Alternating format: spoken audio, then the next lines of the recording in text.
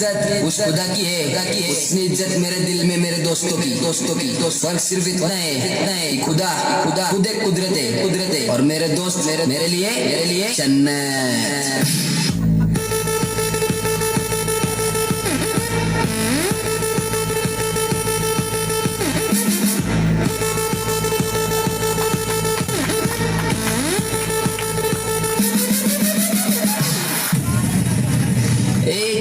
ऐक ना तुला काय वाटलं सोडून गेली म्हणून मी मरून जाईल अगं आड कुत्रे पोरगी आहेस ऑक्सिजन नाही